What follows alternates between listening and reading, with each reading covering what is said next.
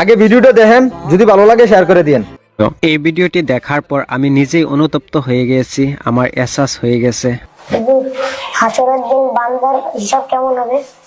ছাত্র যখন হুজুরকে প্রশ্ন করলো, হুজুর হাসরের দিন বান্দার হিসাব কেমন হবে, তখন হুজুর মুখে প্রশ্নের উত্তর না দিয়ে ডাইরেক্ট প্র্যাকটিক্যালি ছাত্রদেরকে বোঝালেন। কত সুন্দরভাবে ভিডিওটি দেখলেই আপনিও অনুতপ্ত হয়ে পড়বেন, আপনারও এহসাস হয়ে যাবে হাসরের বিচার কেমন হবে। আর সেটা কিভাবে বুঝাইলেন ভিডিওটি সম্পূর্ণ দেখেন।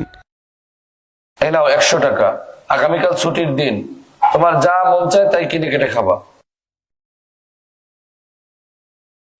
যাও। তাওহীদ, এদিকে আসো। এভাবেই প্রত্যেকটা ছাত্রকেই কাউকে 100 টাকা, কাউকে 80 টাকা, কাউকে 60 টাকা এভাবে দিতে দিতে লাস্ট মুহূর্তয় আব্দুর রহমান, জি হুজুর। এদিকে আসো। এই নাও 5 টাকা। এই 5 টাকা দিয়ে তোমার যা মনে চায় খাবার খেতে সেগুলো খাবা, ঠিক আছে? যাও। আসো এবার আলবি আসো।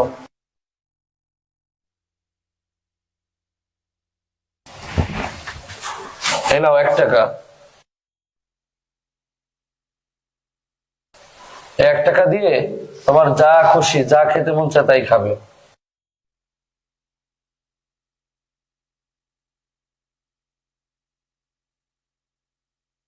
এভাবেই হুজুরে কাউকে বেশি টাকা, কাউকে কম টাকা দিল। যারা বেশি টাকা পেয়েছে তারা মনে মনে অনেক খুশি, আর যারা কম টাকা পেয়েছে তারা খুশি হতে পারে নাই। তারপর হুজুরে কি করলো দেখেন। শোনো, আগামীকাল তাহলে সাপ্তাহিক ছুটির দিন, তোমাদেরকে যে টাকা পয়সা দেওয়া হয়েছে তোমরা সকলেই তোমাদের ইচ্ছা মতন খরচ করবা, কিন্তু শনিবার সকালে নাস্তার টাইমে বোর্ডিং ঘরের সামনে এসে তোমরা কে কি খরচ করলা সবকিছুর হিসাব দিবা, ঠিক আছে? তাহলে যাও। এভাবেই হুজুরের কথা মতো ছাত্ররা ছুটির দিন যার যে ইচ্ছা ওই মতে নিজের নিজের টাকা খরচ করলো।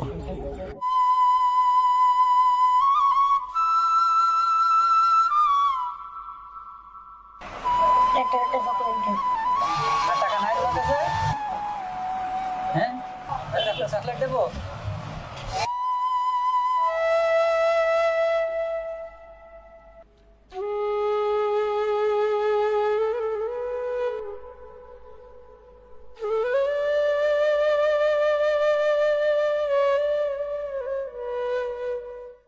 তারপর ওই টাকার হিসাব হুজুরে কিভাবে নিল পরের দিন দেখেন।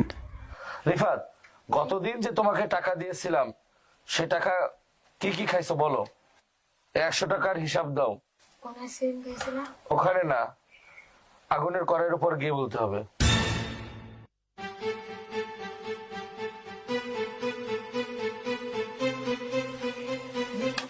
আগুনের কড়াইতে। দাঁড়া দাঁড়া, জুতা খুলে, জুতা পরে না, জুতা খুলে গিয়ে হিসাব দাও। হ্যাঁ, জুতা খুলে উঠো উঠো উঠো উঠে এবার হিসাব দাও। কোন আইসক্রিম খাইছিলাম? আর এক জুস খাইছিলাম, এক বিস্কুট খাইছিলাম, বিসাকাসু খাইছিলাম, আর একটা বিস্কুট খাইছিলাম। হ্যাঁ, যাও যাও, এখানে গিয়ে পানিতে তাড়াতাড়ি পাও দিয়ে ফেলো, পাও দিয়ে ফেলো, ঠান্ডা করো। তাওহীদ, তোমাকে 80 টাকা দিয়েছিলাম না, তুমি 80 টাকার হিসাব দাও। ওই আগুনের কড়াই থেকে হিসাব দাও। তাড়াতাড়ি যাও, দাও, জুতা খুলে যাও, জুতা খুলে যাও।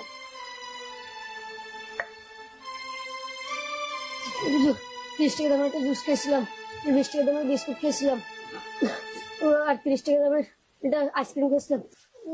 পাপড়ে যাও যাও, ওই যে পাও দাও, পানিতে পাও দাও, তাতে ঠান্ডা করো, পা ঠান্ডা করো, দ্রুত দ্রুত যাও। তোমাকে 60 টাকা দিয়েছিলাম না, ওই 60 টাকার হিসাব দাও। এভাবেই হুজুরে প্রত্যেক জনের কাছ থেকে পই পই করে প্রত্যেকটি টাকার হিসাব নিল। যার টাকা বেশি তার হিসাবও বেশি, আর যার টাকা কম তার হিসাবও কম। যারা টাকা বেশি পেয়েছিল আর হারছিল, আজকে ওই টাকার হিসাব দিতে যাই তাদের ঠেঙে ফুসকা পড়তেছে, আর ওই ফুসকার জ্বলন্তিতে তারা আজকে কাঁদতেছে। আর যারা টাকা কম পেয়েছিল তাদের হিসাবও কম, তারা আজকে হাসতেছে আর হাসি মুখে ওই টাকার হিসাব দিতেছে। তোমাকে 1 টাকা দিয়েছিলাম না, তুমি 1 টাকার হিসাব দাও।